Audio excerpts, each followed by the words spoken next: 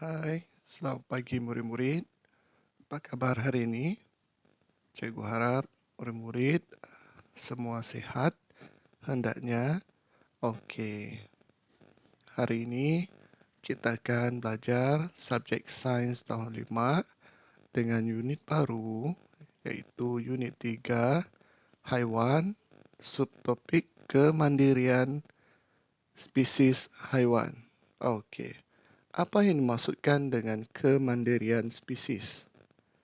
Mari kita tengok. Okey. Kemandirian spesies adalah cara bagaimana haiwan untuk meneruskan spesies dia. Okey, mari kita tengok. Haiwan-haiwan ini mempunyai ciri-ciri dan tingkah laku khas untuk melindungi diri agar kemandirian spesiesnya dapat dikekalkan. Okey, mari kita lihat situasi di dalam gambar itu ya.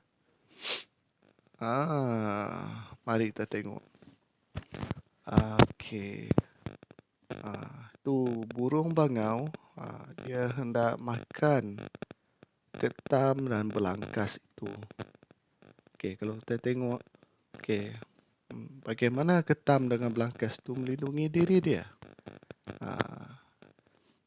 Mereka mempunyai cengkerang yang keras sebagai pelindung agar tidak dimakan oleh haiwan tersebut.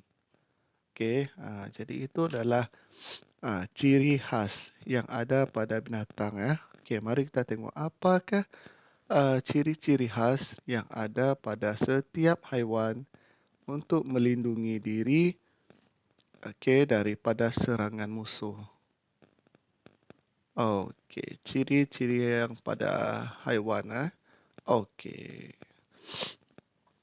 Kalau kita tengok sesetengah haiwan dia mempunyai bisa ya. Mereka mempunyai bisa untuk menyengat ataupun membunuh musuh mereka. Okey, contoh-contoh haiwan dia adalah seperti lebah, lipan, ular, dan sebagainya. Okey, seterusnya adalah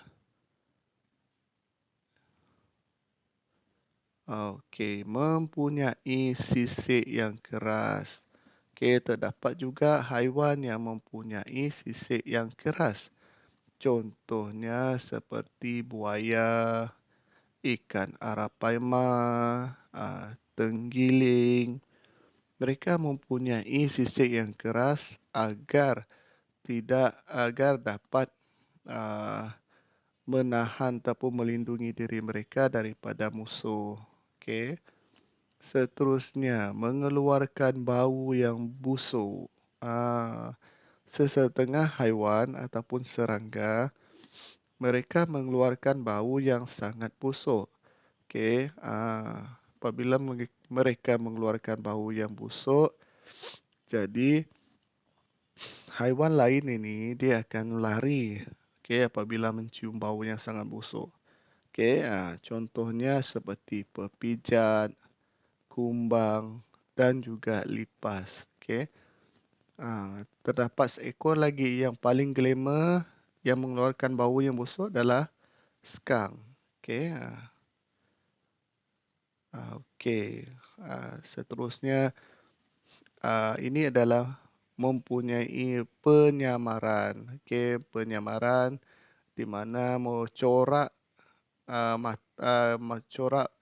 dekat sayap dia seperti menyerupai mata.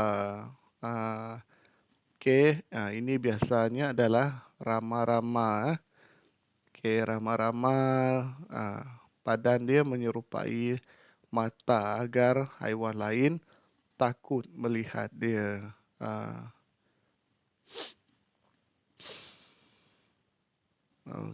Seterusnya adalah mempunyai otot yang kuat agar dia dapat berlari dengan laju. Contohnya seperti kuda, arnab, katak, dan juga mempunyai tanduk yang tajam. Untuk melawan musuh. Contohnya seperti rusa, kerbau dan seladang. Okey, ini adalah ciri-ciri khas yang ada pada badan haiwan itu sendiri. Okey, yang ada pada badan haiwan itu sendiri untuk melindungi diri daripada musuh. Okey. Seterusnya kita akan melihat kepada tingkah laku khas. Kita akan melihat pada tingkah laku khas yang dilakukan, apa yang dilakukan oleh haiwan untuk melindungi diri daripada musuh. Mari kita tengok. Okey, contohnya seperti landak. Landak biasanya akan berlari masuk ke dalam lubang. Okey, masuk ke dalam lubang apabila dikejar. Itu tingkah laku dia. Kemudian dalam badan dia sendiri mempunyai duri yang tajam untuk melindungi diri. Okey. Seterusnya adalah ikan buntal. Ikan buntal apabila kita memegang dia, okey, dia akan ah, mengembangkan badan dia yang berduri. Selain daripada berduri, okey, ikan buntal ini juga sangat beracun. Duri-duri dia sangat beracun. Okey, kita tengok seterusnya. Memutuskan anggota badan dia. Okey, contohnya seperti cicak dan sotong gurita. Mereka akan memutuskan anggota badan dia, sementara mereka melarikan diri. Okey, seterusnya adalah sotong gurita dan juga sotong, ia menyembur dakwat hitam.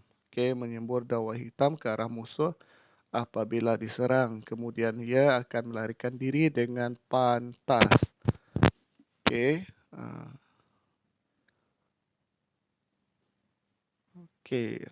Ini pula haiwan-haiwan seperti kura-kura. Dia akan masukkan badan dia ke dalam cengkerang yang keras. Okey, manakala haiwan seperti ulat gonggok dan tenggiling, mereka akan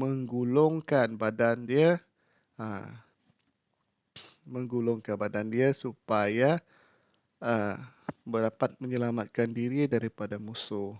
Okey.